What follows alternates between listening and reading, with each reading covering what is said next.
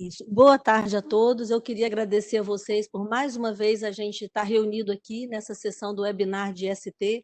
Isso que tem sido muito útil para a gente fazer a divulgação do PCDT de ST. A gente já está no saudosismo, que essa é a penúltima sessão do PCDT. A próxima quarta-feira a gente vai estar discutindo as políticas públicas em IST. Agora, essa sessão de hoje é uma sessão muito especial para todos nós. É um dos capítulos do PCDT de IST e foi uma grande coincidência que ela caiu para ser hoje no mês de agosto, porque a gente sabe que no mês de agosto se comemora o Agosto Lilás, que é um mês de conscientização contra a violência em relação à mulher. E isso é um marco importante, e foi decidido o mês de agosto por conta de quê? Foi decidido pela publicação da Lei Maria da Penha, isso que é uma que discute essa questão da violência contra a mulher, que foi publicada no dia 7 de agosto de 2006. E aí, hoje, a gente sabe que a questão da violência é uma questão muito ampla, é um assunto extremamente complexo e que perpassa várias outras linhas de conhecimento, além da linha de conhecimento da saúde. A gente sabe que tem outros fóruns que também discutem essa questão da violência, que, infelizmente, a gente tem homens, crianças, populações vulneráveis que também estão expostos a essa violência. Só que não se pode negar que o público-alvo, que mais de 80% dos casos de violência são contra a mulher. E por isso essa sessão de hoje. A gente não pretende abordar todos os focos da questão da violência, mas a gente vai se amparar em cima assim, da nossa área de atuação, que seria a profilaxia das infecções sexualmente transmissíveis em casos de violência sexual. Eu acho que por conta do mês de agosto, por conta do perfil de mulheres lutadoras que a gente tem hoje como coordenadora e debatedoras da sessão, acho que vai ser uma discussão bem mais ampla do que a profilaxia de IST em mulheres vítimas de violência, mas eu acho que isso é importante porque isso, na sequência da última sessão que a gente teve, a gente vê os nossos usuários de saúde, os nossos pacientes, como um ser integral. Então, a gente não olha só o fato da violência, mas a gente tem que olhar esse ser como total e todas as necessidades e dificuldades que a gente tem em relação à abordagem dessa questão. E aí eu queria convidar a nossa moderadora da sessão de hoje, a doutora Elucir Gi, que é professora titular junto à Escola de Enfermagem de Ribeirão Preto, da Universidade de São Paulo. Ela é uma antiga lutadora também na causa das ISTs e atualmente é a presidente da SBDST na Regional de São Paulo. A Eluci também é coordenadora e professora do Programa de Pós-Graduação em Enfermagem Fundamental da Escola de Enfermagem de Ribeirão Preto e é bolsista de produtividade 1B, isso junto ao CNPq. Aí, Elucir, eu passo para você, que você vai conduzir a sessão junto com os duas grandes moderadores, debatedoras. Obrigada, doutora Angélica, pelo convite para moderar esse webinar. Agradecimento este que eu estendo a todos do departamento, da OPS e a Sociedade Brasileira de DST. E também parabenizo toda a equipe pela realização desses webinars, que têm sido absolutamente excelentes. É uma honra e uma satisfação participar desse webinar que contempla um tema tão relevante, tão importante. E para esse webinar, nós teremos duas palestrantes que são altamente qualificadas, especialistas, profissionais que são conhecidas por nós do Brasil. Então, eu gostaria de apresentar as nossas duas apresentadoras muito queridas, né? A primeira, Maria Alex Leite Araújo, é enfermeira, pós-doutora em saúde pública pela Universidade Federal da Bahia, professora titular do programa de pós-graduação em saúde coletiva da Universidade de Fortaleza, Unifor, membro do grupo técnico de eliminação da transmissão vertical do HIV do Ministério da Saúde. E a nossa segunda palestrante é a Maria Luísa Bezerra Menezes, médica, doutora em tocoginecologia pela Unicamp, fundadora do Serviço de Assistência Especializada em DST-AIDS materno-infantil da Universidade de Pernambuco. Membro dos comitês técnicos de IST e transmissão vertical do HIV, sífilis e hepatites virais do departamento e professora adjunta do Departamento Materno-Infantil da Faculdade de Ciências Médicas da Universidade de Pernambuco. Então, eu agradeço inicialmente as nossas duas palestrantes e solicito a Maria Alex que proceda a sua apresentação, por favor.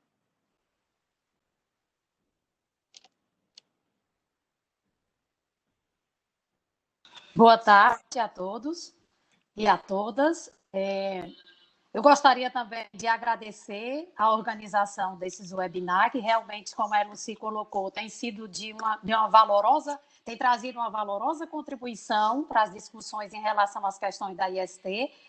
Agradecer ao Ministério da Saúde, à OPAS, à Sociedade Brasileira de DST, e parabenizar pela manutenção desse tema, que é um desafio para todos nós que trabalhamos com prevenção de IST, e dizer que espero que a gente consiga trazer uma contribuição interessante, que a gente possa apresentar dados que façam a gente refletir como é que estão os nossos serviços e como é que nós estamos recebendo essas mulheres nesses serviços. Então, próximo, Angélica, a gente não pode... A violência contra a mulher é uma violência... A gente não pode pensar em violência sem falar de violência contra a mulher. Então, a violência contra a mulher é um problema de saúde pública e de violação dos direitos humanos. É complexo, de difícil solução, porque ele é um fenômeno social e tem uma série de fatores desencadeadores. E essa violência ela tem trazido consequências graves para familiares e para toda a sociedade. A gente tem tido muitas crianças órfãs de mães que sofreram feminicídio, e essas crianças muitas vezes ficam desamparadas, tanto socialmente como financeiramente, porque além do falecimento da mãe, os pais estão, por exemplo, em situação de encarceramento. Então, isso tem trazido uma série de problemas sociais também, a questão da violência contra a mulher. Além dos traumas, quando não acontece o feminicídio, que as famílias vivem por viver uma violência doméstica. Próximo. E aqui eu apresento um retrato breve, são dados do Anuário Brasileiro de Segurança Pública, que é um documento, um relatório que é elaborado anualmente pela Secretaria de Segurança Pública. E esses dados, sem me deter com muito detalhe, mas eles mostram, esse relatório, eles analisam, a partir dos boletins de notificação das delegacias estaduais dos estados da federação, todas as violências que acometem, todo tipo de violência que acontece no Brasil. E são muitos tipos de violência. A gente vive uma epidemia de violência no Brasil. E essa epidemia ela tem repercutido nos gastos com a segurança pública, considerando que 91 bilhões foram gastos em 2018 com segurança pública, o que representou 1,3% do PIB brasileiro. Próxima. E o que é violência, né? Aqui é um conceito de violência geral. A violência é todo uso, intencional da força física ou do poder contra próprio, contra outra pessoa ou contra um grupo ou uma comunidade que resulte ou possibilite resultar em lesão, morte, dano psicológico, deficiência de desenvolvimento ou privação. E aí a violência contra a mulher, que é o foco do nosso estudo, da nossa apresentação, a gente não pode considerar a violência sem considerar que a violência contra a mulher também é uma epidemia, e essa violência está inserida nesse contexto social que nós vivemos, de agressões, violências físicas, violências psicológicas, e é baseada a violência sexual, a violência contra a mulher em todo ato baseado no gênero, que cause morte, dano ou sofrimento físico, sexual ou psicológico à mulher, tanto na esfera pública quanto na esfera privada. Próximo, Angélica. E acessar a violência, a gente precisa entender a violência contra a mulher, ela se diferencia porque ela tem nuances que a diferenciam dos outros tipos de violência. Primeiro, porque a grande maioria ocorre no seio familiar, a grande maioria da violência contra a mulher ocorre dentro das famílias. Então, o ambiente familiar, em algumas situações, ele é considerado inseguro para muitas mulheres, onde as mulheres poderiam, e as crianças, poderiam encontrar acolhida, que é a família, que é o lar, muitas vezes se transforma num ambiente de terror e de problemas sérios, inclusive futuros, para a questão do desenvolvimento emocional saudável de muitas crianças. Então, para entender a complexidade desse fenômeno, que é a violência, desvendar suas estruturas e mecanismos, precisa-se entender a violência contra a mulher a partir de uma perspectiva de gênero, entendendo o gênero como uma construção histórica e sociocultural, que atribui papéis rígidos de funções e comportamento aos sexos, que são considerados como atributos naturais ou biológicos. Então, para as mulheres, é considerado tudo que é feminino, passividade, fragilidade, emoções, submissão. E para os homens, que é considerado que é o masculino, é força, atividade, racionalidade, dominação. Então, isso tudo é o que permeia o imaginário social, as construções das relações que acontecem na nossa sociedade e que se materializa através de atitudes agressivas, fundamentado nesse modelo da estrutura de relações de gênero enquanto relações de poder. E aí implica na usurpação do corpo do outro, que normalmente acontece entre homens e mulheres, mas não é exclusivo desses dois gêneros. Próximo. Esse slide trago só um pouco do que representa essa violência para a mulher, a gravidade do problema. Por exemplo, porque a maioria dos casos de violência contra a mulher, eles acontecem em pessoas desprovidas, pessoas com vulnerabilidade social, pessoas que vivem em situação de vulnerabilidade social. São pessoas que vivem em pobreza. E aí, a gente vê aí que 70% dos 3 bilhões de pessoas que vivem na extrema pobreza são mulheres, o que é chamada feminização da pobreza. Isso exacerba ainda mais o problema da epidemia de violência, considerando que essas pessoas, normalmente, elas não têm acesso ao aparato social que é, por exemplo, ofertado a quem tem um poder aquisitivo melhor, acesso à escola, acesso aos bens de lazer, de educação, né? E a cada 15 segundos, uma mulher é espancada no Brasil. Isso é um dado grave, né? 1 a cada 3 mulheres no mundo já foram espancadas ou violentadas sexualmente. 25% das mulheres que tiveram bebê na rede pública referiram a algum tipo de violência, ter sofrido algum tipo de violência, e entre 500 mil a 2 milhões de pessoas, em sua maioria mulheres, são traficadas no mundo. E isso gerando um lucro de 7 a 12 bilhões pelo tráfico de pessoas. Então, isso aí mostra um pouco a dimensão do problema da violência contra a mulher, que ela se apresenta sobre diferentes tipologias e sobre diferentes facetas. Próxima, né? Aqui eu trago os dados de violência. A violência contra a mulher, como eu falei, apresenta diversas tipologias. Eu trouxe aqui o feminicídio, que é a morte da mulher por questões de gênero, e o número de feminicídio no Brasil no ano de 2019 aumentou 11,3% em relação, a 2018 em relação a 2017, que esses dados eles são de 2017 e 2018. E o que é muito grave é que o ápice da mortalidade dessas mulheres ele ocorre aos 30 anos. As mulheres morrem jovens, deixando muitas crianças órfãs. Isso é um problema grave de saúde pública. 61% dessas mulheres são negras, mostrando aí que a questão da raça influencia diretamente.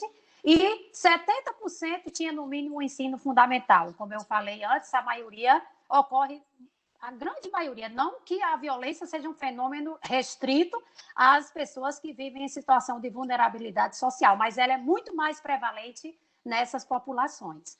E em 88,8% dos casos, o feminicídio foi praticado pelo companheiro ou ex-companheiro. Então, aquela pessoa com quem essa mulher se relacionava, com quem ela desenvolveu algum grau de afetividade e que, às vezes, essa relação se transforma, como eu falei anteriormente, em uma relação de terror e de pavor. E a violência doméstica, que é também outro tipo de violência muito comum, que a cada 2 minutos existe um registro de violência doméstica, e a violência doméstica cresceu 0,8% em 2019 em relação a 2018. Na verdade, quando a situação, o desfecho é um feminicídio, normalmente essa mulher já tem vivido uma situação crônica de violência doméstica. Então, assim, é uma coisa que ela vai se perpetuando e vai se tornando mais grave até chegar no feminicídio.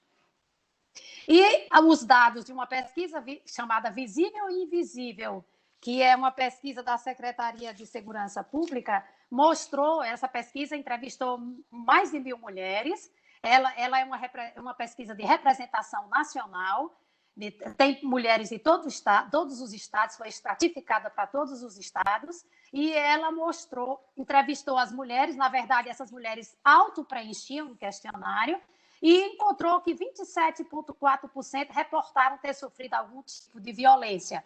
Fazendo uma inferência disso a partir da amostra que eles utilizaram, isso representa 16 milhões de mulheres no Brasil tendo sofrido algum tipo de violência no ano de 2019. Próximo. E aqui são os marcos na política brasileira. O Brasil avançou muito nas leis em relação à questão do atendimento às mulheres, das leis de proteção a essas mulheres. Acontece que, apesar de ter algumas das melhores leis do mundo, essas leis elas não são cumpridas. Então, a gente, apesar de tudo, de todos esses avanços, nós ainda temos uma das maiores taxas de violência contra a mulher do mundo. Então, essas leis elas precisam serem cumpridas, né? A gente, claro, tem que avançar nas leis, mas a gente precisa que essas leis sejam cumpridas, que o autor da violência ele realmente seja punido como merecido. Não justifica simplesmente um homem achar que tem o direito de matar uma mulher simplesmente porque ela é mulher ou porque ela quis o divórcio, porque ela quis se separar, como é que acontece com a maioria dos casos. Próximo. Então, a violência sexual, que é especificamente o foco da nossa discussão, é uma das manifestações de violência de gênero mais cruéis e persistentes. É um dos piores tipos de violência, considerado um dos piores tipos de violência, a violência sexual. O que é a violência sexual? Qualquer tentativa ou obtenção de ato sexual por violência ou coerção, comentários ou investidas indesejadas, atividades como tráfico humano ou diretamente contra a sexualidade de uma pessoa, a despeito da relação com a vítima, em qualquer contexto, incluindo casa, trabalho e outros ambientes.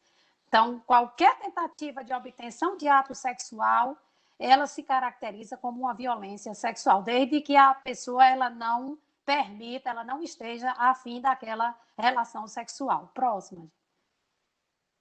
Esses são os dados de violência sexual também do Anuário Brasileiro de Segurança Pública. A violência sexual, nós tivemos no ano de 2019, 66.041 registros, desculpa, em 2018, 66.041 registros de violência sexual. E quem são as vítimas de violência sexual? Em 81% dos casos são mulheres, são do sexo feminino. Em 53% dos casos, as vítimas tinham até 13 anos de idade, ou seja, eram crianças. Em 50,9% eram negras. E 4 meninas de até 13 anos são estupradas por hora no Brasil. Então, nós tivemos no ano de 2019 um aumento de 4,1% no número na proporção de estupros quando comparado com 2017, representando 180 estupros por dia. É um dado muito grave, realmente precisa de intensificar cada vez mais essas políticas e botar essas leis em ação. Próximo. Então, o estupro, que é uma das piores e mais brutais atos de violência, humilhação e controle sobre o corpo do outro, né? em sua maioria, são mulheres que são estupradas. Então, o estupro, ele traz traumas severos na vida da pessoa que sofre, que passa por essa situação, e resulta em sérios efeitos, tanto na esfera física como mental, e na saúde reprodutiva dessas pessoas, que isso pode se manifestar a curto ou longos prazos. Então, a curto prazo, nós temos as questões físicas, né, que são as lesões dos órgãos genitais, as contusões, fraturas, a própria gravidez indesejada e as infecções sexualmente transmissíveis.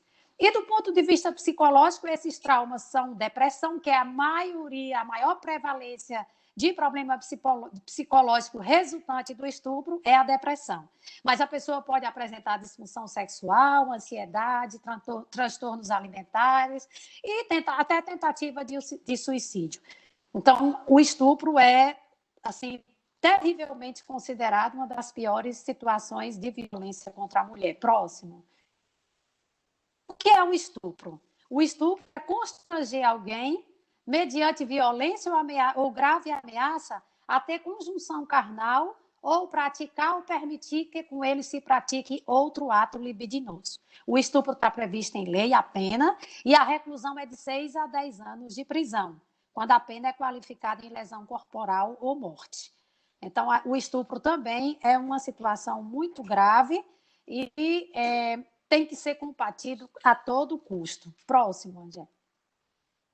E o estupro vulnerável, né? Porque tem o estupro geral e o estupro de vulnerável. O estupro de vulnerável é quando a conjunção carnal é praticada com menores de 14 anos. A reclusão é de 8 a 15 anos para esse tipo de crime, né? E também é considerado vulnerável aquela pessoa que ela não tem capacidade, ela tem alguma deficiência mental, ou ela não tem discernimento para a prática do ato sexual, e, por esse motivo, ela não consegue oferecer resistência naquela situação. Próximo.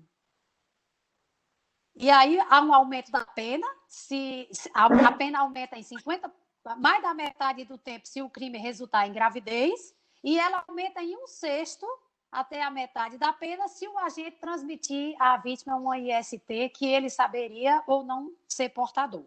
Se a pessoa pegar um IST, a pena é aumentada. Próximo, gente. Aqui eu trouxe algumas informações do Anuário Brasileiro para mostrar sobre o estupro e o estupro de vulnerável. Esse primeiro gráfico mostra que a grande maioria dos casos são estupro de vulneráveis, ou seja, são em meninos ou meninas menores de 14 anos de idade, que representa 63,8% dos estupros. No gráfico 2, do meio, está mostrando que a maioria ocorre em meninas, em mulheres e meninas, né? Pessoas do sexo feminino, representando 81,8%. E, no terceiro gráfico, está mostrando quem é a autoria do autor, que a grande maioria deles ocorrem por pessoas que vivem próxima da vítima, pessoas conhecidas da vítima. Se ela não é o companheiro, o esposo, ela é uma pessoa que tem fácil acesso à vítima quando esse estupro é causado em vulneráveis. Então, uma análise por sexo mostra que a grande maioria dos estupros ocorrerem em pessoas do sexo feminino evidencia mais ainda a desigualdade de gênero como uma das raízes da violência sexual. E a maioria dos casos em meninos, ele ocorre em crianças de 5 e 9 anos e em meninas de 10 a 13 anos. Então, existe uma pequena diferença na faixa etária quando comparadas meninas e meninos. Próximo. Esse gráfico... Pode passar, Jéssica. Ele faz um detalhamento, são 2 gráficos aí, né? E o gráfico da esquerda, ele mostra as notificações de violência contra a mulher, tirando a violência sexual. E do lado direito mostra as notificações de violência sexual contra as mulheres. E é possível perceber claramente que a violência contra a mulher, quando não é considerada a violência sexual, em crianças de 0 a 14 anos, a grande maioria ela é perpetrada por um familiar, por uma pessoa da família da criança.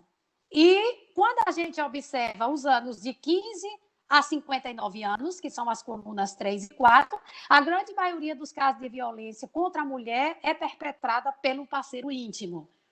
Quando a gente analisa a violência sexual, que é o gráfico do lado direito, é possível perceber uma pequena diferença nesses dados. Em relação à criança de 0 a 9 anos, continua sendo um membro da família que pratica. Mas quando a gente analisa a idade de 15 a 59 anos, a grande maioria dos casos ocorre por uma pessoa desconhecida.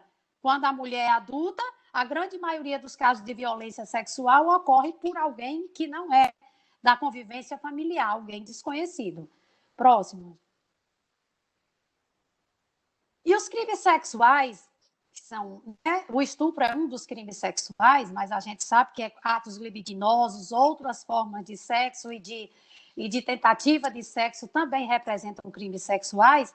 Eles são os crimes menos notificados, menos reportados, quando as mulheres menos procuram a polícia. E aí, isso é uma situação muito grave, até porque quando se analisam os dados desses anuários, por exemplo, eles só analisam os dados de pessoas que procuraram os serviços, né? Apesar de muitas pesquisas já existem que elas trazem dados empíricos que as mulheres são pesquisadas e que isso dá um dado mais fidedigno, mas que também mostram essas pesquisas que as mulheres elas notificam muito pouco os crimes sexuais. Então, a Pesquisa Nacional de Vitimização, que é uma pesquisa que ela é da Secretaria de Segurança Pública, junto com o Datafolha, ela mostrou que somente 7,5% das vítimas de violência sexual procuraram a polícia, imagina. Quer dizer, a gente tem um universo muito maior do que isso, as mulheres eram abordadas acerca da violência e muitas delas não procuravam a polícia para denunciar.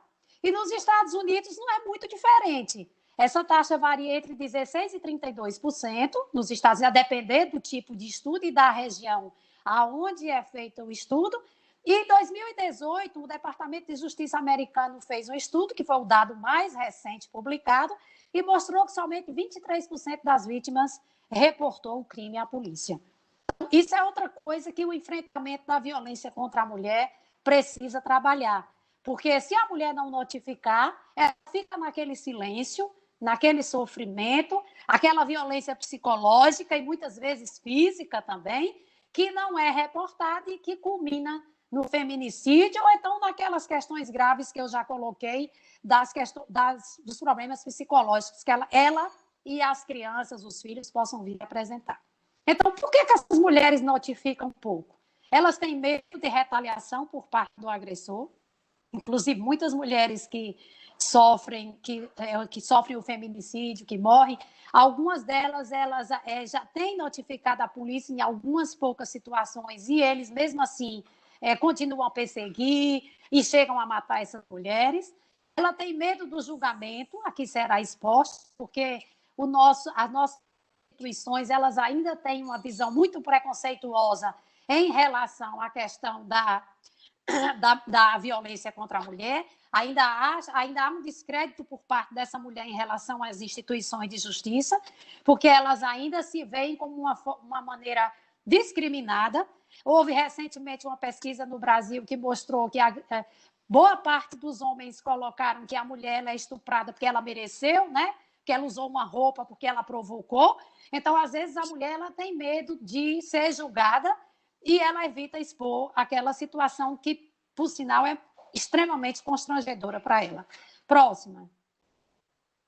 E lembrar que os profissionais de saúde, eles devem notificar todos os casos de violência, que a Maria Luísa vai falar mais detalhadamente sobre a assistência à mulher vítima de violência, mas os serviços, eles devem notificar, notificação compulsória, todos os casos de violência.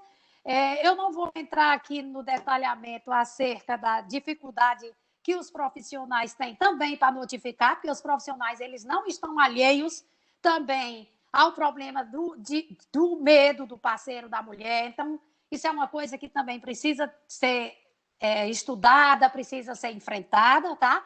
Mas o que é importante é que a gente precisa notificar todos os casos de violência.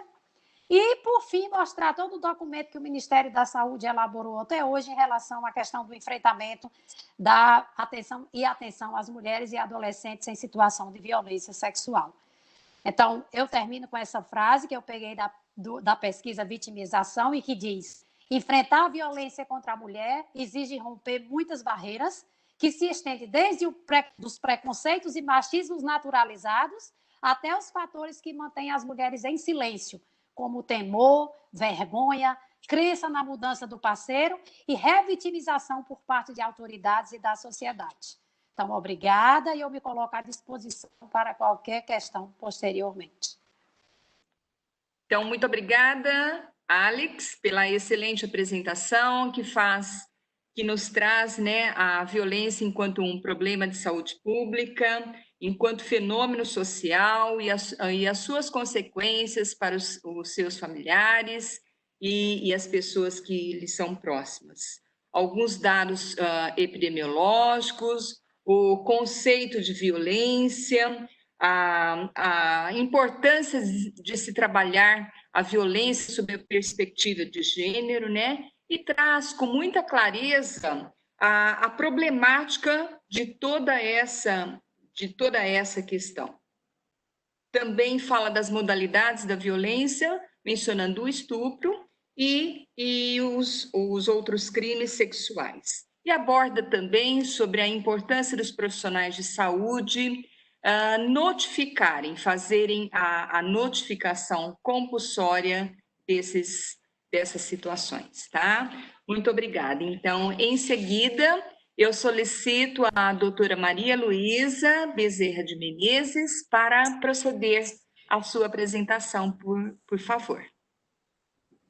Boa tarde a todos. Inicialmente, eu gostaria de parabenizar a iniciativa do Departamento de Doenças de Condições Crônicas e Infecções Sexualmente Transmissíveis, que, em parceria com a Sociedade Brasileira de DST, vem trabalhando nessas webinars semanais, né, que estão disponíveis tanto no site do Ministério da Saúde quanto no site da Sociedade Brasileira. E agradeço em especial a Angélica, minha querida Angélica, colega de longas datas, a escolha de meu nome para estar discutindo com essa dupla maravilhosa, Eluci e Alex, que me antecipou, para a gente estar trabalhando esse tema tão polêmico, né, e tão enriquecedor para as nossas mulheres que nos procuram. Eu vou compartilhar aqui a minha tela e, inicialmente, procurando fazer um link com a aula que a Alex me antecedeu, eu vou colocar um pequeno vídeo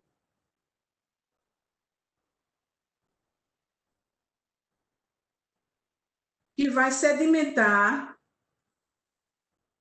esse Pense nas 5 mulheres mais importantes da sua vida. Se levarmos em conta as estatísticas brasileiras, pelo menos uma delas pode já ter sofrido violência doméstica. A violência contra a mulher é democrática.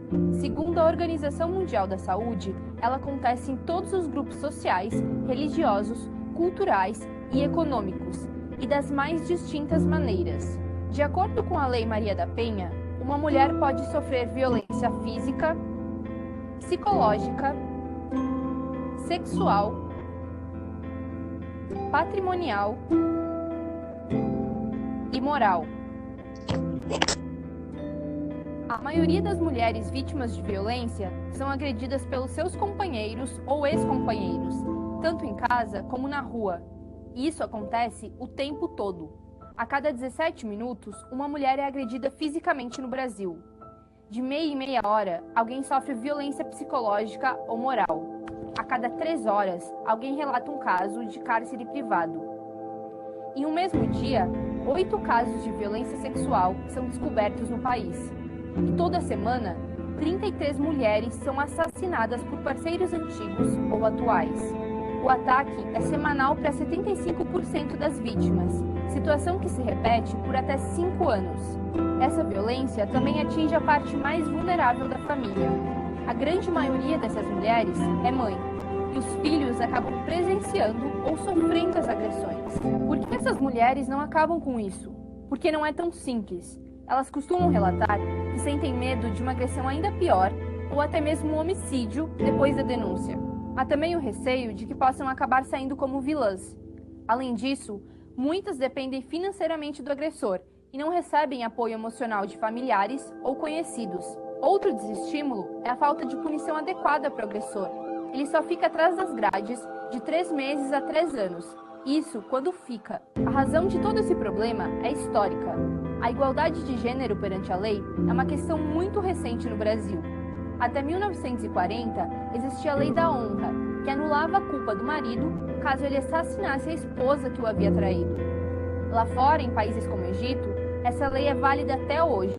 Por aqui, o caminho é aproveitar datas como o Dia da Mulher para deixar claro que esse tipo de violência não é aceitável e que quando o agressor não percebe isso, a única saída é meter a colher, sim.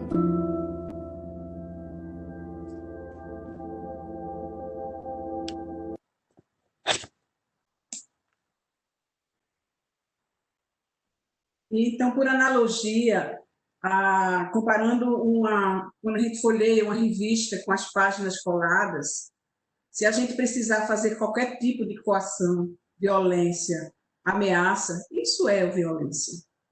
Em Pernambuco, recebi hoje do meu querido François, ex-coordenador do programa, os dados de Pernambuco retratados de janeiro a junho de 2020. Certamente isso retrata um pouco dos outros estados também. Foram relatados 476 casos só nesse semestre, e vejam que em janeiro, fevereiro, a partir certamente da pandemia, da Covid, esses números vêm reduzindo, e uma coisa que a gente fica conjecturando é que certamente as violências domésticas, as violências provocadas pelos parceiros íntimos podem estar aumentando. A maioria dessas mulheres são pardas, mostrando aí a negritude como a população mais vulnerável. 248 se diziam heterossexuais. Vejam que 93% atinge o gênero feminino, e em ambos os gêneros a faixa etária mais acometida foi dos 10 aos 19 anos, seguida da faixa etária de 20 aos 39 anos no gênero feminino. E aqui, dentro do estado de Pernambuco, a situação se concentra mais na região litorânea. A gente sabe que a violência sexual ela não se limita a esses impactos, mas a gente sabe que grande parte dessas mulheres sofrem traumas, a questão da gravidez, que deve ser prevenida, e a gente não vai atentar muito para isso, porque o tema do nosso webinar, o foco, são as IST, os danos emocionais, e vejo que todos perpassam pelos aspectos legais. Focaremos, então, na profilaxia das infecções sexualmente transmissíveis. E, para falar sobre isso, a gente já mostra um trabalho do Jefferson Grezé, do ano 2000, pouco depois que já surgia no Brasil o primeiro manual de orientação para atendimento das vítimas de violência sexual, atendimento integral, e vejam que essas mulheres elas foram divididas em 2 grupos, aquelas que foram atendidas com menos de 72 horas e aquelas com mais de 72 horas. E as que menos de 72 horas foram beneficiadas com a profilaxia com a terapia antirretroviral por 28 dias. Esse grupo foi denominado grupo 1 e o grupo que não tomou o antirretroviral, grupo 2.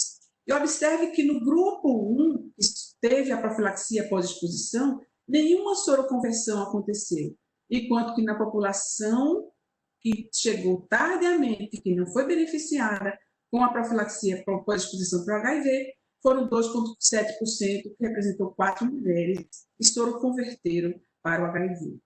E esse marco, esse ponto de corte de 72 horas, ele não é aleatório.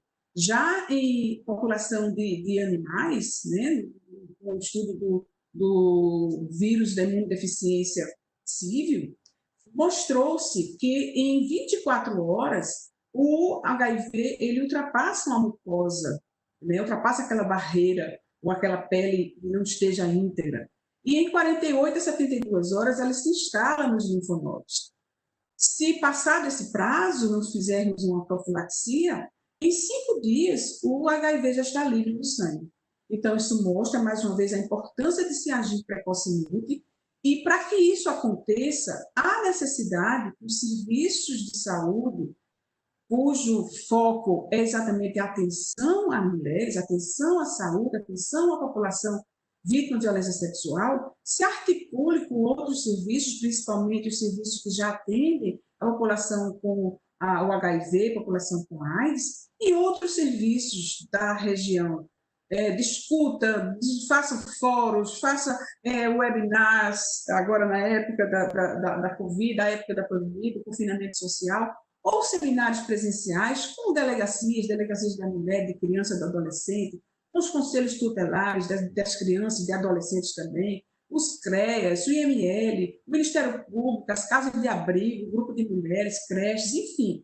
Se organize na sua região, verifique quem são os parceiros e faça uma proposta de fluxo de referência e contra-referência, para que esses serviços eles possam atuar nas diversas etapas, desde uma identificação, que aí podem ser todos aqueles conselhos, delegacias, enfim, todos aqueles citados previamente, identifiquem a mulher vítima de violência sexual e direcionem essa mulher o mais rápido possível para o serviço que possa ser oferecido o primeiro atendimento, nas primeiras 72 horas. Isso faz uma grande diferença. Então, poderiam ser os SAIs, os pronto-socorros, os hospitais do SUS, clínicas CTAs, enfim, fazer a primeira dose da profilaxia, a contracepção da emergência, para evitar abortamentos. Né? A gente não quer agressões, a gente quer prevenção da gravidez indesejada. E, obviamente, os serviços de retaguarda, que podem ser os mesmos serviços que fizeram o primeiro atendimento, ou outros mais específicos que possam fazer esse controle, esse monitoramento das infecções, cobrindo todas as janelas imunológicas das infecções virais e não virais. Então, é importantíssimo, e a partir desse momento, no fluxograma dos serviços, fluxograma interno, ele também vai modificar de acordo com a necessidade da paciente, e principalmente de acordo com o tempo. Então, se ela chega com menos de 72 horas, a urgência está instalada. E, como dito, qualquer serviço de urgência pode atender essa mulher, né? Desde que se organize, desde que os gestores façam seus cadastros e sigam adequadamente a anticoncepção, a contracepção de emergência e a profilaxia das ISTs. E, obviamente, a atenção aos traumatismos que possam estar presentes. Um atendimento multiprofissional, com psicologia, ginecologia e o acompanhamento interdisciplinar de uma forma geral. Serviço social, né? As demandas judiciais que possam surgir.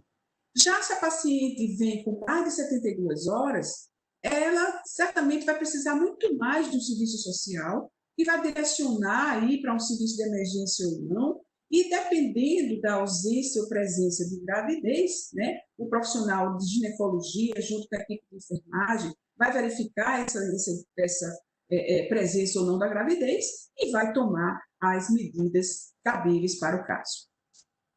Aqui é um fluxograma do nosso serviço. Eu sou médica do Centro Integrado de Saúde Amauri de Medeiros, faço parte do complexo hospitalar da Universidade de Pernambuco, juntamente com o PROCAP e com o Hospital Oswaldo Cruz, e vejam como é emaranhado, né? Existe a recepção, o acolhimento e classificação de risco. Na nossa realidade, nós classificamos essas mulheres como na cor laranja, em que pese que a maioria delas, por serem mulheres adultas, elas não têm traumatismos físicos, mas não tem uma urgência física, não precisa de um procedimento cirúrgico, mas a gente classifica como laranja para que a gente não perca tempo nesta instalação das medidas profiláticas para a IST e a gravidez indesejada. O serviço social, a avaliação psicológica, a avaliação médica, a avaliação de enfermagem. Cada uma com o seu papel, e vejam que horas a recepção manda logo para o serviço social, horas já manda para um serviço médico, enfim, vai depender da necessidade naquele momento que a paciente esteja sendo atendida. Para relatar em números, né, o serviço iniciou-se em 1996, foi o primeiro do Estado, e certamente, se eu não estiver enganado, o primeiro do Norte e Nordeste.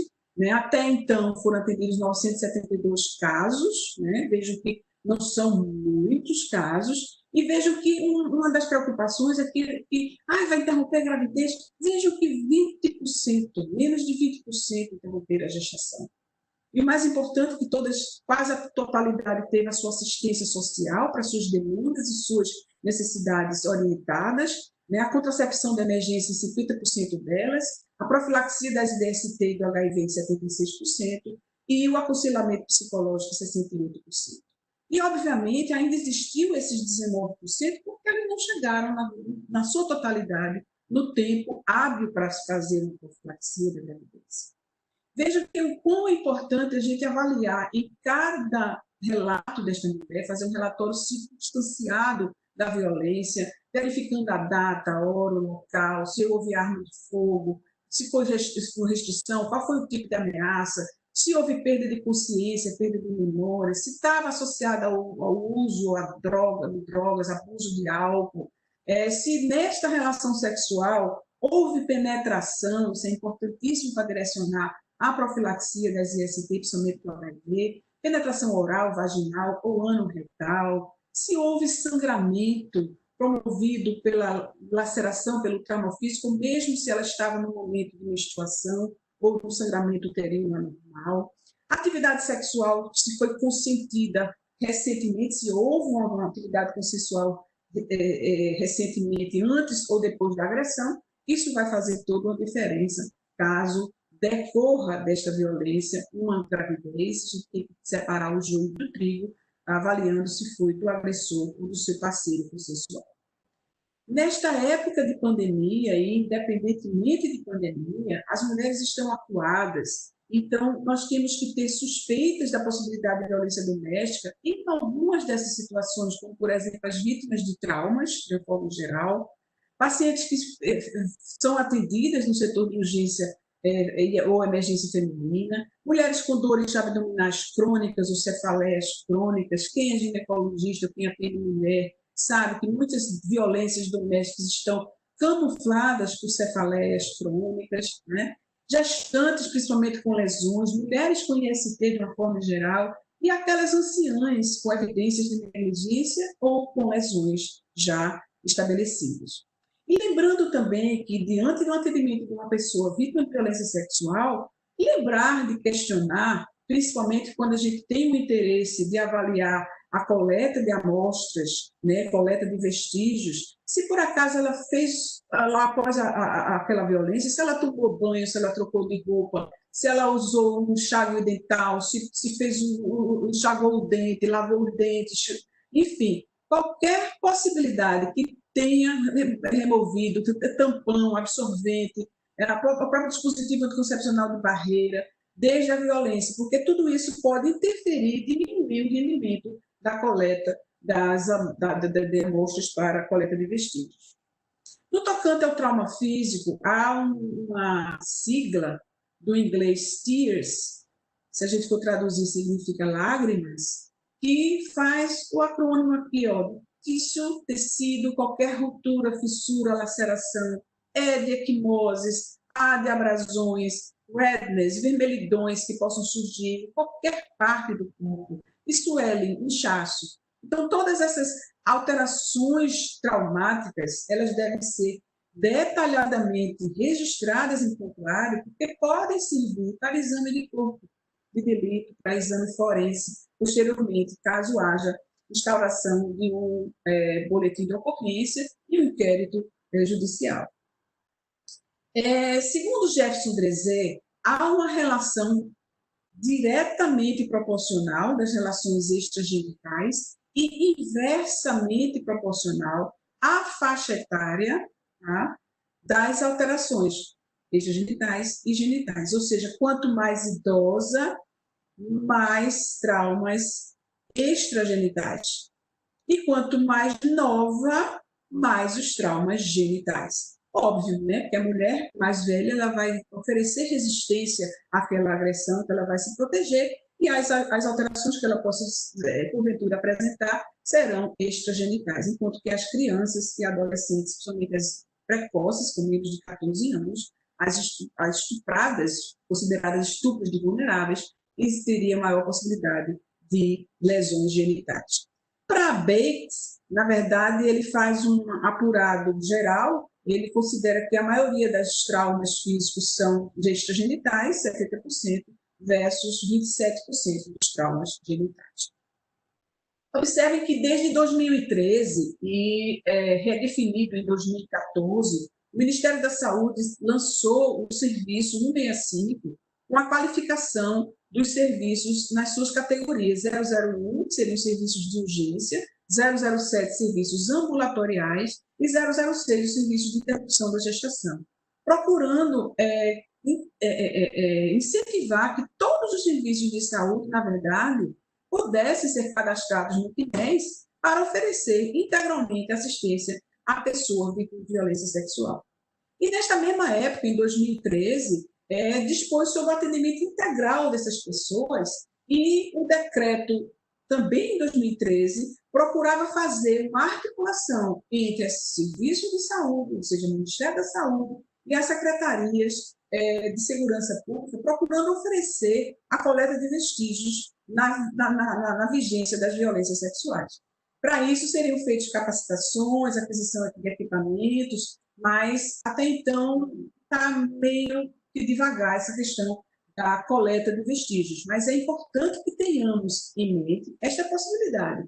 E se localmente puder ser feita essa articulação e essa guarda desse vestígio, né, seguindo essas regras, né, com consentimento informado, preferencialmente até 72 horas, porque exatamente o tempo que a mulher possa não ter danificado, né, na verdade, aquela amostra, não ter tomado banho, não ter trocado de roupa, enfim, o mais rápido possível.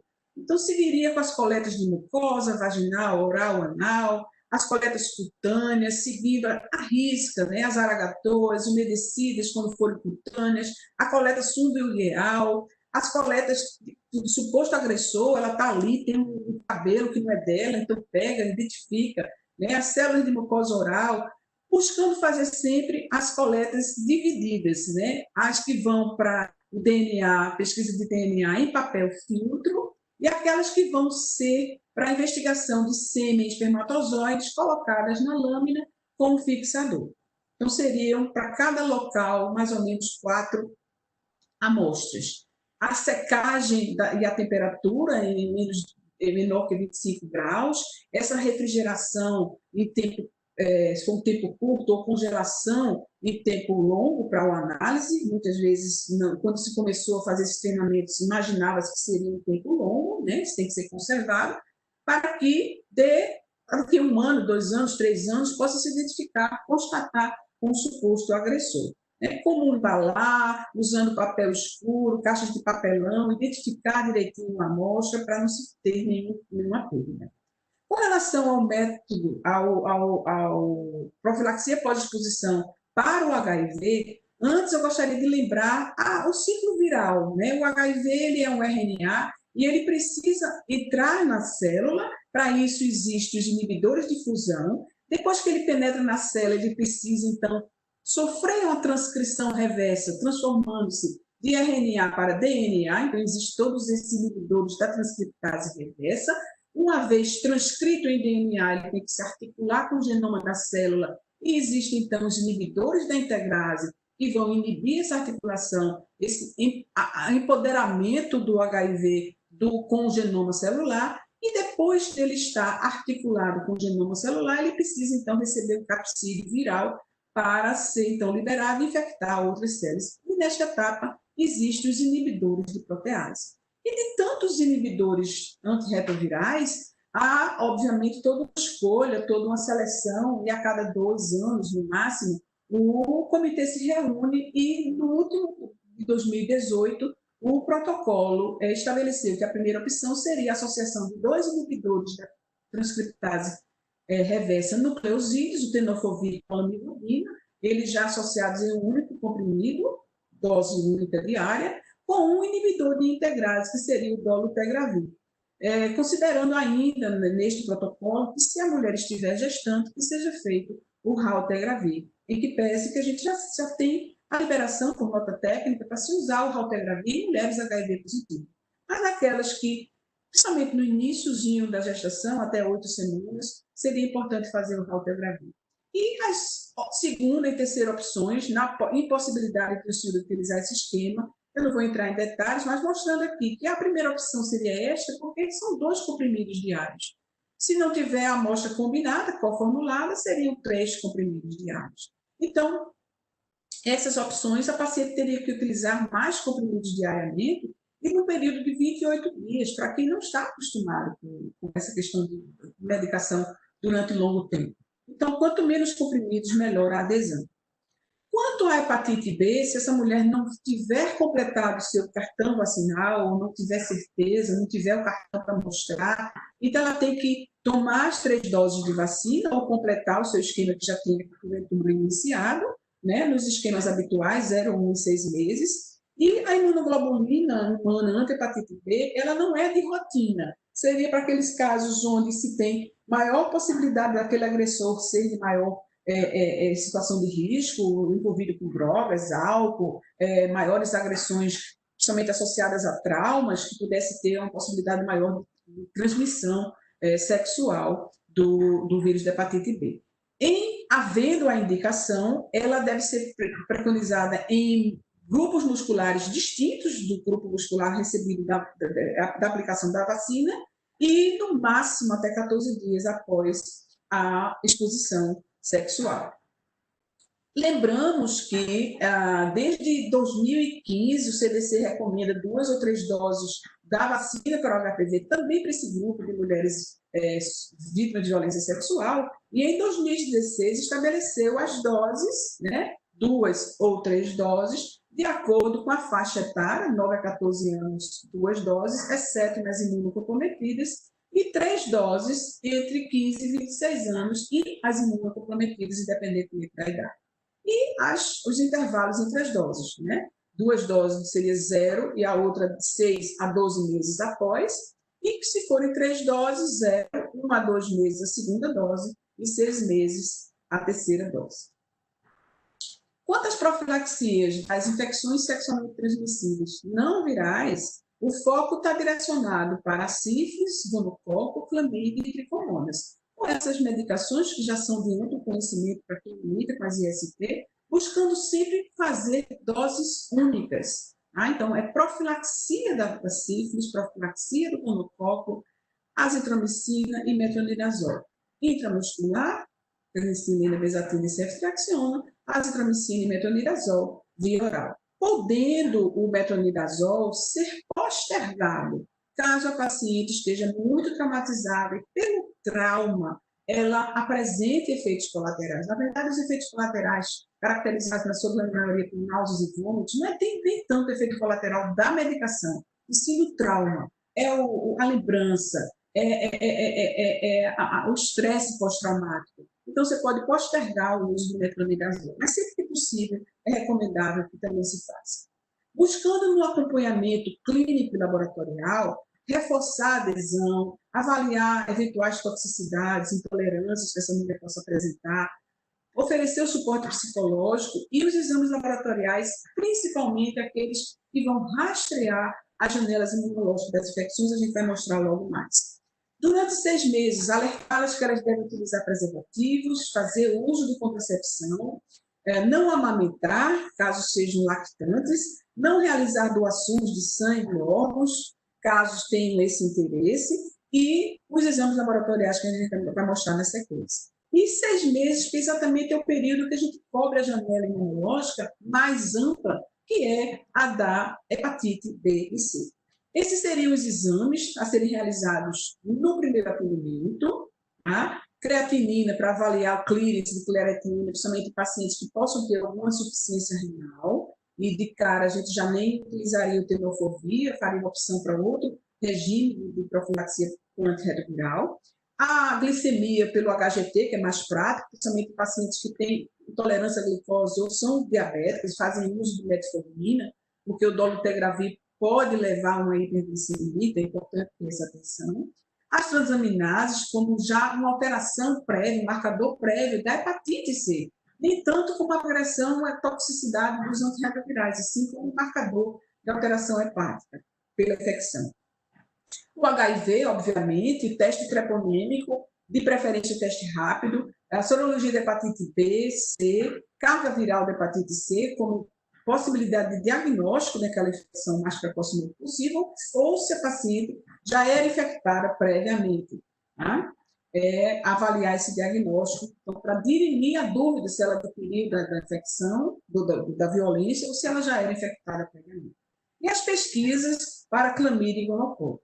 4 a 6 semanas, aqueles que deverão ser repetidos, com 3 meses e 6 meses, de acordo com a janela imunológica. Então, o HIV finaliza com 3 meses, a TGO, TGP, com 6 meses como marcador para as hepatites, e os marcadores de hepatite B e C durante todas essas etapas, finalizando com 6 meses, que seria a testagem final. Lembrando que se esse agressor, se ele for identificado, ele também requer que seja feito nele, de preferência através de testes rápidos, as sorologias de HIV, hepatite B, C e sífilis. Porque se de cara for descoberto que este agressor não é HIV positivo, a mulher não precisa estar tomando durante 28 dias a profilaxia pós-exposição para o HIV. Quanto à contracepção de emergência, a gente sabe que ela é extremamente eficaz, principalmente se for até 72 horas, excepcionalmente pode ser feita até 5 dias, ela não tem contraindicações, não oferece malformações caso venha a surgir uma falha da contracepção de emergência, não oferece riscos de gravidez ectópica nem efeitos adversos secundários severos. E não é abortiva. A contracepção de emergência é um direito da mulher para que evite-se uma agressão maior, que seria a interrupção dessa gestação. Os mecanismos da contracepção vão variar de acordo com o ciclo, de acordo com a época do ciclo que ela toma. Então, se antes do pico do LH, antes da ovulação, ela vai inibir ou atrasar essa ovulação. Se depois da ovulação ocorrida, ela vai promover uma disfunção do corpo lúteo. Então, vai impedir que ocorra uma gravidez. A alteração da motilidade tubária, então, vai impedir que haja a fecundação. E também a alteração da capacidade fecundante do espermatozoide. Ela tem uma eficácia tanto maior quanto mais cedo foi iniciada, podendo oferecer uma proteção de até 99%. A gente tem 2 métodos disponíveis no Brasil, um é o do USP, que associa doses altas de estrógeno e progestágeno, e uma posologia mais simples, que é a mais recomendada, por ser isenta de efeitos colaterais, ser mais tolerada, não apresenta interação medicamentosa com outros medicamentos, principalmente os antirretrovirais, e seria 1,5 gramas de levonorgestrel, que pode ser dado em dose única, ou 2 comprimidos de 750, ou ainda fracionado, 750 de 12 em 12 horas. Tá? Mas seria dose total 1,5 gramas, que é chamada pílula do dia seguinte, ou pílula pós-coito.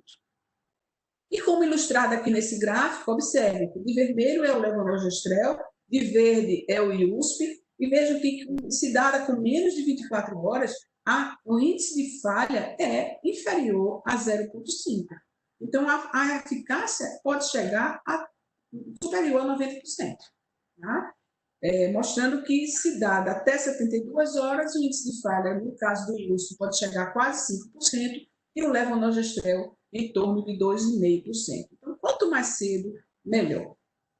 Lembro aos senhores, quando a gente está envolvido nessas questões de profilaxia de IST, atendimento à mulher de IST, ou mesmo a mulher com IST independente de ter sido agredida, ou mesmo o uso de métodos anticoncepcionais, muitas vezes envolve-se aí a questão do sigilo. Eu destaco para todos o artigo 74 do Código de Ética Médica, que diz que é vedado ao médico revelar sigilo profissional relacionado a paciente, criança ou adolescente, desde que estes tenham capacidade de discernimento, inclusive a seus pais ou representantes legais, salvo quando a não revelação possa acarretar dano ao paciente.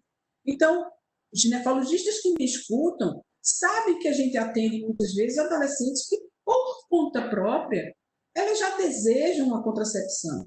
Então, isso é um dever do médico, guardar o sigilo profissional e atender aquela adolescente no sentido de prevenir uma gravidez indesejada. Isso independente da situação de violência sexual.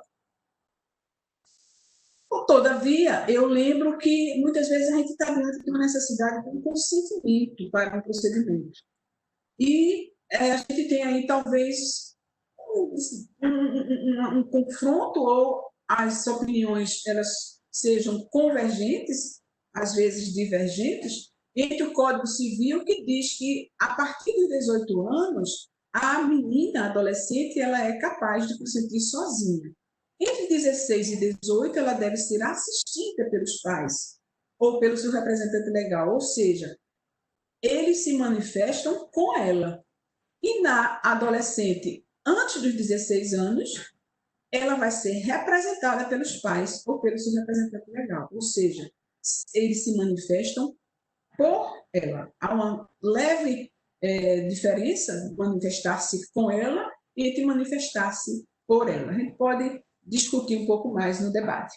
E o artigo 22 do Código de Ética Médica diz que é vedado ao médico deixar de obter consentimento do paciente ou de seu representante legal após esclarecê-lo sobre o procedimento a ser realizado, salvo em caso de risco iminente de morte.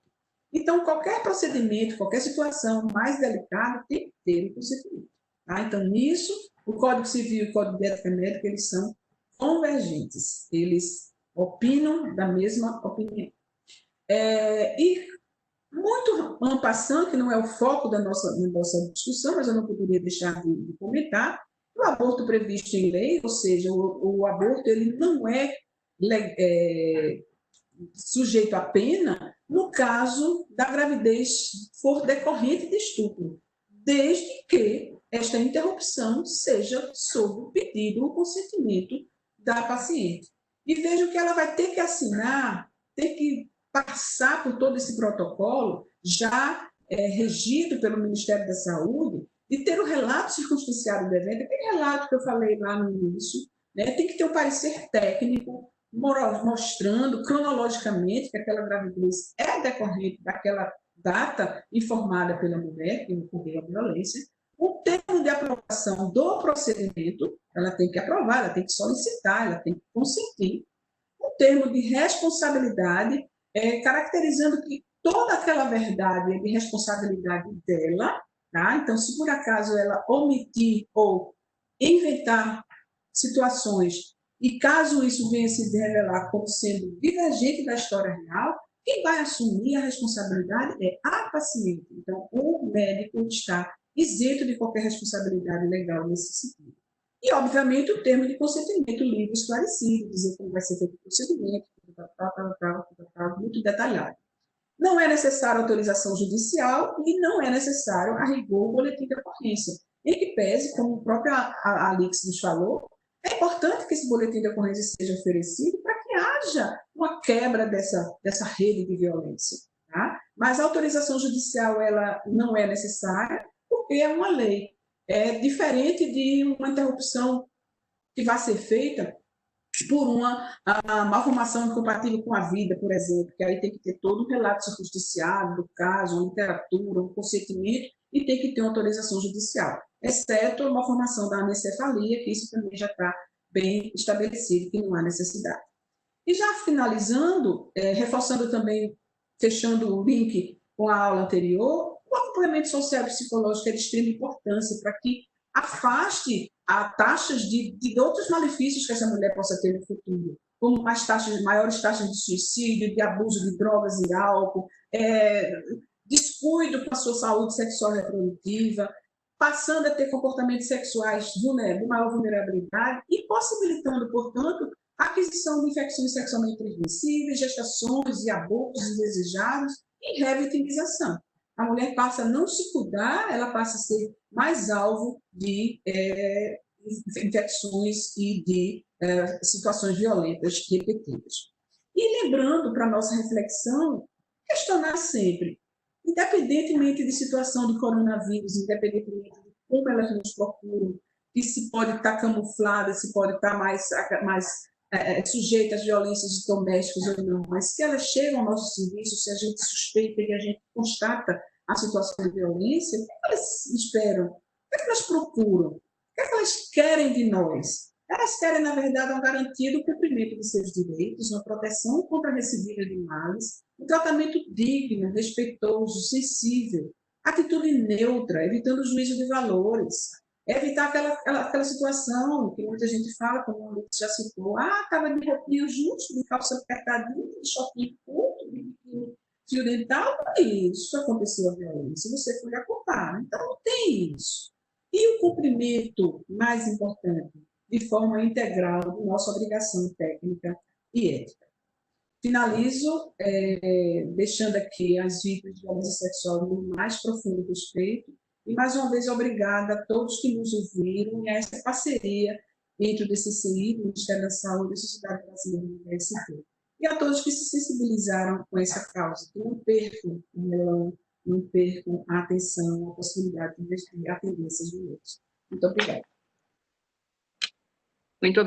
Muito obrigada, doutora Luísa, pela clareza na sua apresentação, pela excelente apresentação, da qual destaco os impactos da violência, a necessidade da articulação entre os serviços frente à violência sexual, a importância do atendimento qualificado pelos diferentes profissionais da saúde, a profilaxia das infecções sexualmente transmissíveis, virais e não virais, de uma maneira bastante ampla, desde o atendimento médico, de toda a equipe multi-interdisciplinar, o acompanhamento social e psicológico.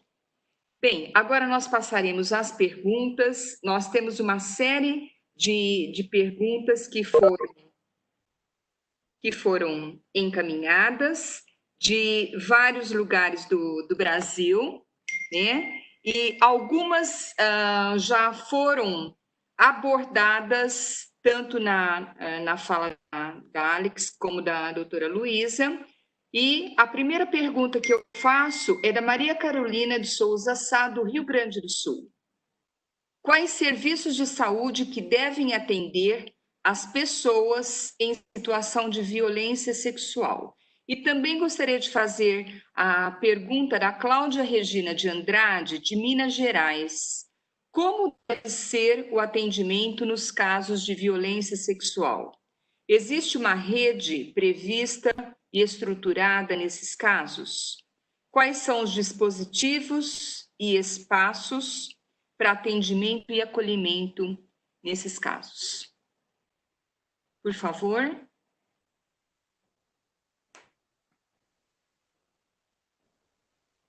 Luísa? Eu acho que eu posso responder.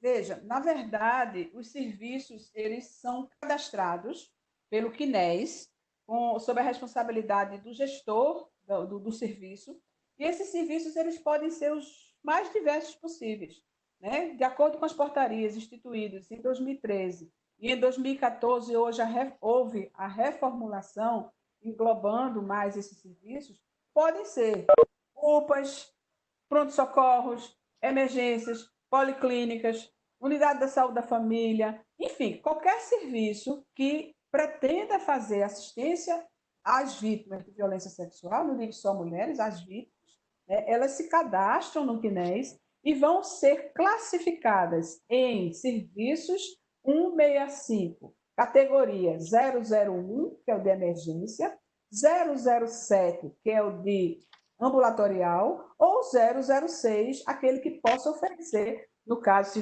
se for o caso, a interrupção prevista em lei. Então, qualquer serviço sob a responsabilidade do gestor local se cadastra no CNES e vai oferecer.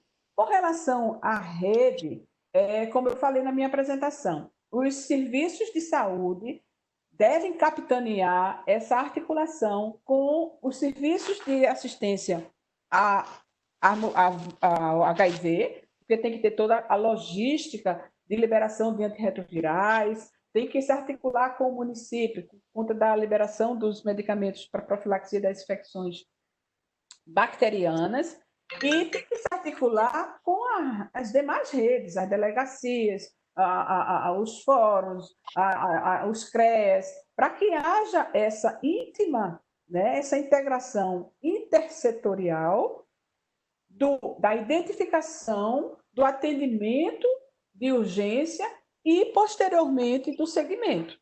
Então, cada local, na sua área territorial, vai se organizar, fazer aí uma chamada pública, um seminário amplo, discutido, pode ser capitaneado pelo Ministério Público. Tá? Então, há toda uma logística. Os Ministérios Públicos têm as suas capacitações relacionadas à saúde também, os CAOPs, né? Então, isso também pode estar articulado via Ministério Público. Enfim, outra pergunta dentro desse contexto foi como se organizar localmente.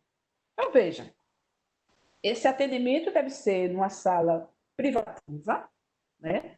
Não pode ter uma identificação, atendimento de violência sexual, jamais. Né? No nosso serviço lá, só para dar um exemplo, a gente denomina de pró-Marias. Nosso serviço é atendimento só para mulheres, porque é uma maternidade. Então, é pró-Marias, é um atendimento para as Marias. Né? Então, qualquer forma que você possa estar identificando e que não gere um constrangimento, que não gere a falha já desde a recepção. Tá? Então, tem que ser um lugar privativo, não requer muita estrutura física, é um atendimento, uma sala com a possibilidade de atendimento ginecológico, tá? Que tenha toda a necessidade, um espéculo, pinça, anotações, prontuário, registro, se houver possibilidade de informatização das informações, melhor ainda, mas isso não é fundamental. Enfim, e essa ficha, eu sugiro, a exemplo do que fizemos com a nossa, que ela seja o mais próxima possível, o mais parecida possível com a própria ficha de notificação compulsória, porque o trabalho vai ser o mesmo. Então, você já faz a ficha, está anotando ali o prontuário e dali vai se tirar as informações para seguir a ficha de notificação compulsória. Assim, poucas palavras, para não delongar muito, seriam esses os comentários. A Ana Maria Santos de Abreu, do Rio de Janeiro, pergunta se a teoria da prevenção combinada é usada nos casos de violência sexual, se tem alguma indicação. E quanto à redução de danos, também se pode trazer essa discussão das técnicas de redução de danos com os pacientes nessa situação. Para mim também? Eu acho que sim, Maria Luísa, porque é da assistência. Veja, na verdade, a prevenção combinada ou a mandala de prevenção, né, ela perpassa, na minha ótica, toda e qualquer situação que se vá atender suspeitas, fatores de risco ou já as infecções sexualmente transmissíveis instaladas. Então, isso é mandatório. Você pode atender uma mulher, eu falo sempre mais mulher, gente, porque eu sou ginecologista, mas assim, você não pode atender um homem, uma criança, um adolescente que foi vítima de violência sexual, está em situação de violência sexual, sem falar amplamente de todas as possibilidades de profilaxia. Então, falar da camisinha, falar da PrEP, falar da PEP, falar da profilaxia das IST, que já é o carro-chefe, né? O uso das medicações antirretrovirais, PEP por 28 dias, as doses únicas das infecções não virais, falar do uso de preservativo, falar do direito da vacina contra o HPV, no caso, se cair naquela faixa etária que no Brasil é preconizado, né, de 9 aos 14 anos, nas imunossuprimidas, estendido até aos 26 anos. Então, não pode deixar de falar de tudo isso. Tá? E a redução de danos, eu particularmente não tenho programa de redução de danos, tenho conhecimento teórico, mas é claro também que se identificar uma população que, nesse momento, foi ou está em situação de violência sexual e tem a história, o relato de uso de drogas, tem que ser direcionada para quem entende dessa possibilidade de redução de danos. Então, eu acho que a Alix talvez tenha algo mais a falar sobre isso, ou a própria Eluci. Eu não tenho experiência, meu conhecimento na questão da redução de danos é puramente teórico, mas a gente sabe que há o programa promovido pelo Ministério da Saúde, que faz parte da prevenção combinada. Sim. Eu queria só reforçar algumas questões que a Maria Luísa colocou, que qualquer serviço pode atender, mas esse atendimento ele tem que ser longitudinal. Né? Então, essa mulher, resolvido esse problema inicial, quando ela procura, ela precisa de ter um acompanhamento de uma equipe multidisciplinar por exemplo, de um psicólogo, né? Porque ela precisa, ela é uma mulher que ela é muito mais fragilizada do que aquelas mulheres que a gente comumente recebe nos serviços.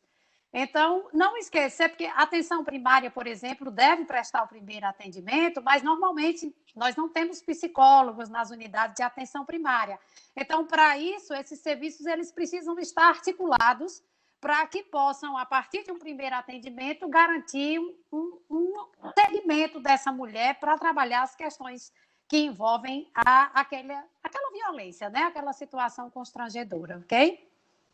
No caso, Ana Maria, ela pergunta sobre a redução de danos em casos onde a violência é praticada recorrentemente por parceria íntima, com histórico de alcoolismo ou uso de drogas. Podemos ou devemos trazer a discussão das técnicas de redução de danos com os pacientes nessa situação? Eu também não tenho experiência com redução de danos, Maria Luísa. Talvez certo. quem...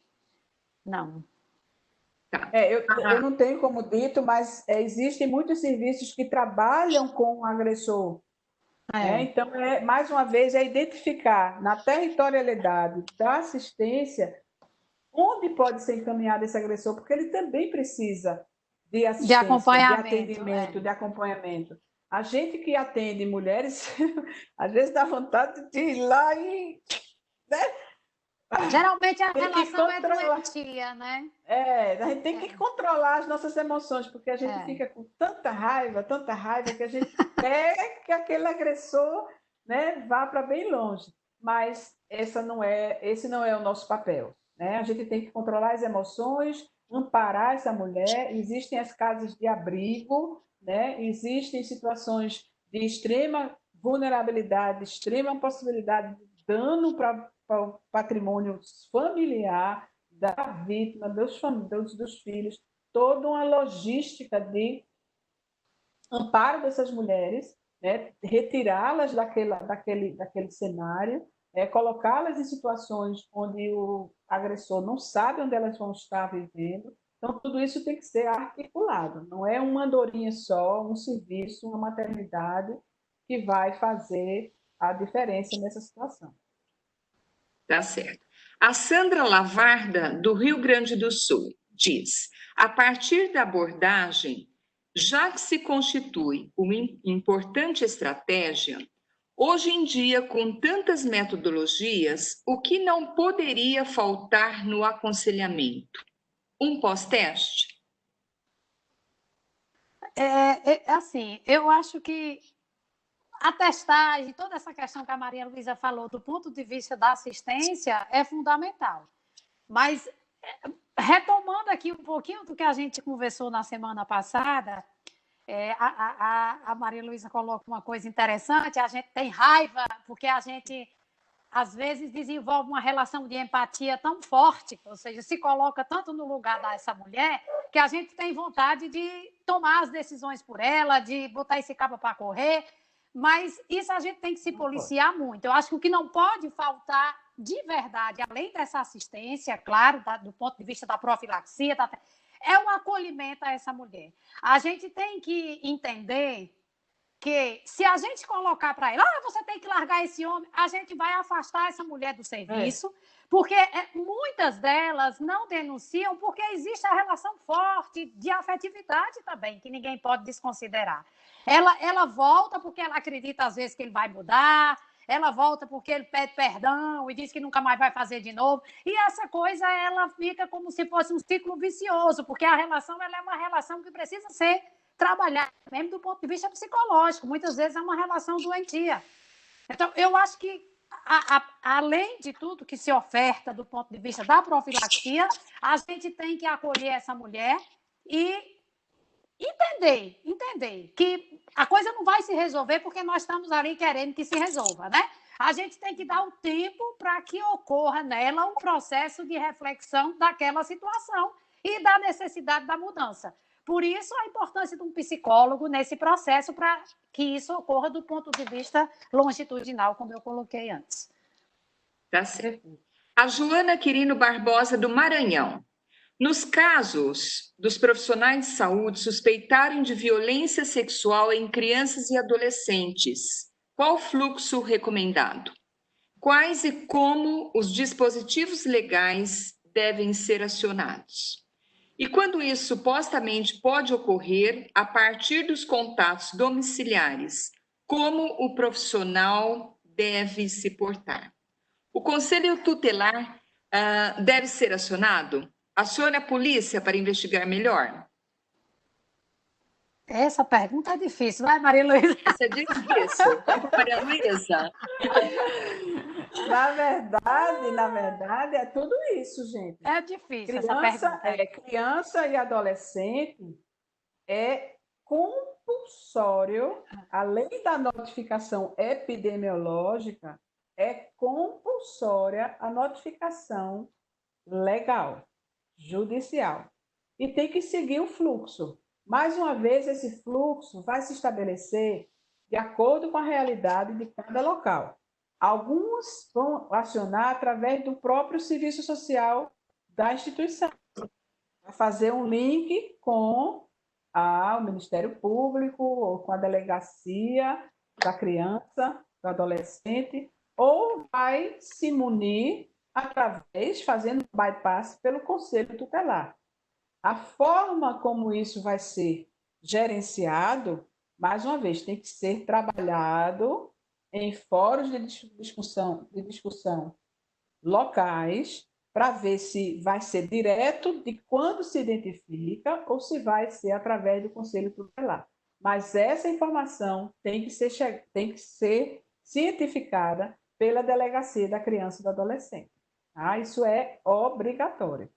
Lógico que por trás da certeza existe todo um trabalho interno multiprofissional, com profissional, digamos assim, assistente físico, né? Um ginecologista, ou um pediatra, ou um urologista, tá? Que vai verificar aquelas lesões, vai constatar ou não da possibilidade real de que aquela lesão, porque muitas vezes a criança já chega com a infecção estabelecida. São violências crônicas, não é nem tanta violência aguda. Violência aguda, quando chega, é agudo, é traumático, chega com lesão genital. Né? Muitas vezes, casos que são atendidos em maternidades, a paciente tem que correr para um bloco cirúrgico, tem laceração vaginal, laceração anorretal. Então, são situações catastróficas, mas grande maioria das vezes são lesões crônicas, lesões sexualmente transmissíveis, onde o profissional assistencial vai se articular com todo o know-how de uma psicóloga que tem um atendimento mais voltado para a pediatria, que saiba como identificar de onde surgiu, quem foi que bulinou aquela criança, quem malvadou. E, uma vez constatado e identificado, isso tem que ser de conhecimento, além de notificar a violência, notificar legalmente. Já na mulher adulta, na pessoa adulta, no homem, independente da situação de gênero adulto, é opcional para ele relatar, fazer um boletim de ocorrência ou não.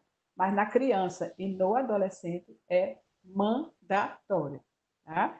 E aí tudo isso vai ser esse fluxo aí, os dispositivos legais, a ação domiciliar, dependendo se esse agressor for, e muitas vezes o é, né? Uma pessoa que convive intimamente com a família, é um padrasto, é um irmão mais velho, é um primo, é um vizinho.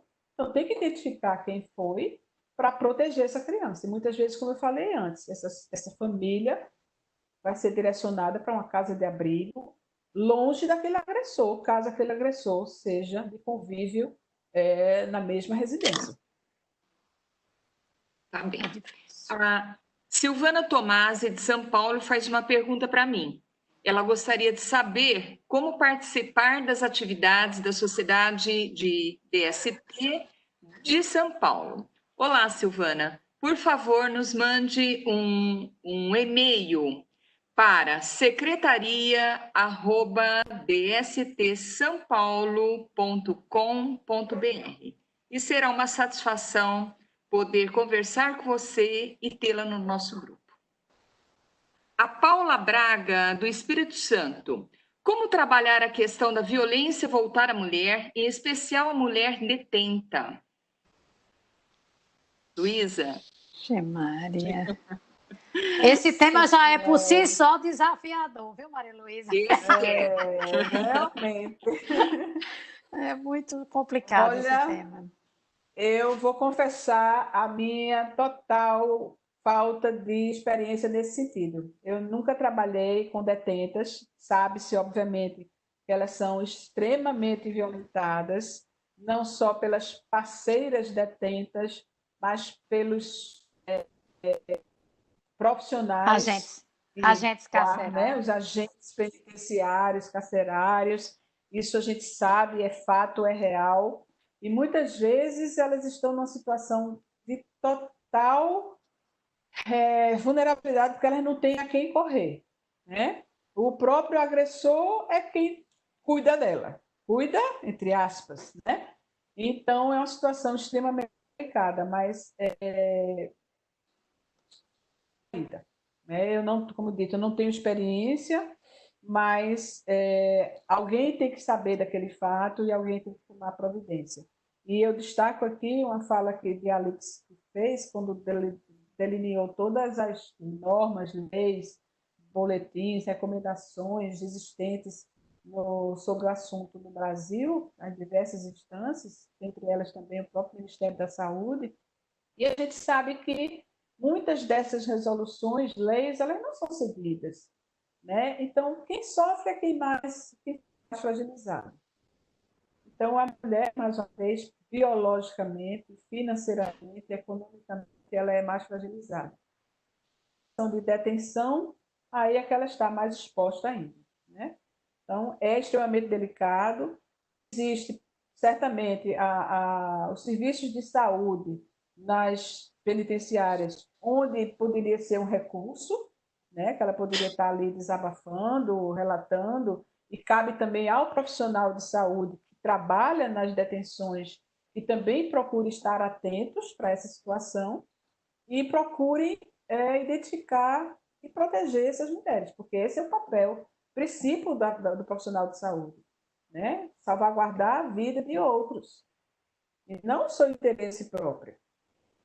Né? Então, o que eu poderia dizer, numa situação assim, bem teórica, é essa necessidade que ela tem que desabafar a situação de violência que ela está vivendo, que vivia certamente fora da detenção e agravada numa situação de detenção. E procurar ajuda de alguém. E, por outro lado, nós, profissionais de saúde, que estejamos lá numa situação como essa, estar alerta, atento, tentando identificar as situações necessárias de se atuar para diminuir todos os aspectos relacionados a essas violências sexuais e a perpetuação dessas violências. A Gleides Maria dos Reis Alves, do Rio de Janeiro, pergunta: as estatísticas apontam para maior violência sexual em tempo de pandemia? Veja, na verdade, isso é uma conjectura que a gente faz. Né? Porque ainda não existem. Não existem relatos oficiais disso. A gente supõe que esteja acontecendo, como o próprio relato que a gente mostrou aqui dos dados de Pernambuco, que são relatos baseados nas fichas de notificação compulsória, que foram compiladas e extraídas esses dados. Então, são dados oficiais. E a gente observou que de março para cá tem muito menos casos relatados. A gente observa isso também lá em Recife, no serviço onde eu trabalho, que eu citei aqui, o CISAM, diminuiu bastante os casos atendidos na maternidade. Mas isso são relatos não ainda totalmente científicos, basados com estatísticas. E aí, uma preocupação que nos ocorre é que se essas violências chegam ao conhecimento do Serviço de Atenção Integral às Vítimas de Violência Sexual estão reduzindo, será que isso é bom ou isso é ruim? Será que elas não estão sendo violentadas mais em casa? Né? Então, é uma preocupação. E aí eu acredito que vocês devem ter visto muitas propagandas, campanhas das mulheres sinalizarem, né, na palma da mão, fazer um símbolo que estão sendo violentadas quando saírem. Não sei se isso funciona, mas a gente tem que estar alerta. As pesquisas ainda são muito incipientes porque o vírus é novo, né? Isso. Mas, assim, a imprensa sempre tem reportado casos de violência sexual aumentado durante o período, de violência aumentados durante a pandemia, né?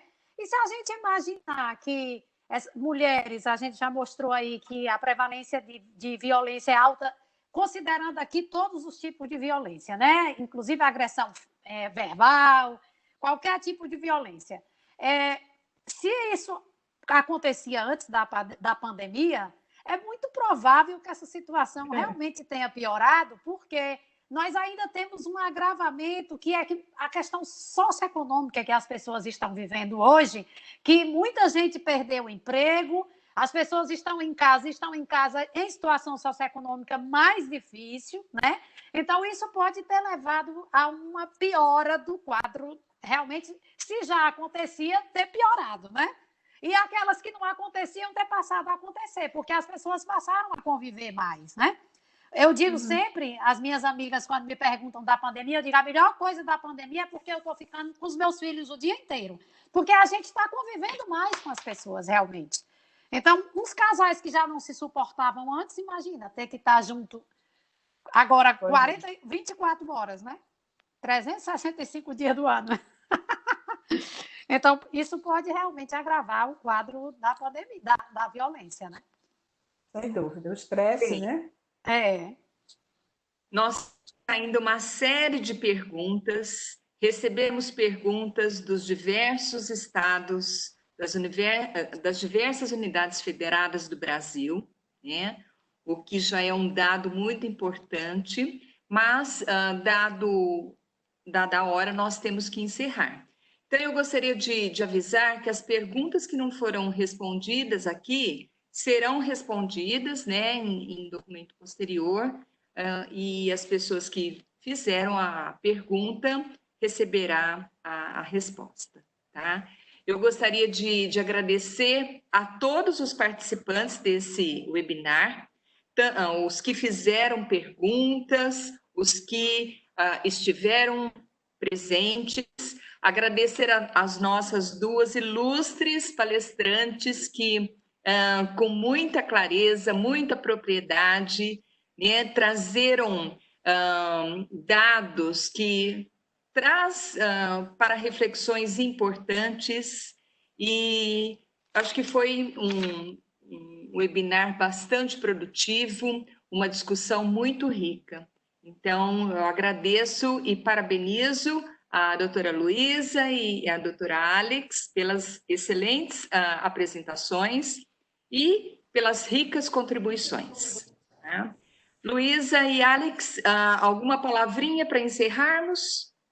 Sim, eu quero agradecer mais uma vez e agradecer a vocês duas, a parceria. A gente está trabalhando juntas no artigo e a gente rendeu muito bem nessa parceria. Trabalhei muito mais de perto com a Maria Luísa nessa apresentação. Ela foi extremamente delicada comigo, porque eu passei por uma situação, agora meu filho sofreu um acidente, teve que fazer uma cirurgia.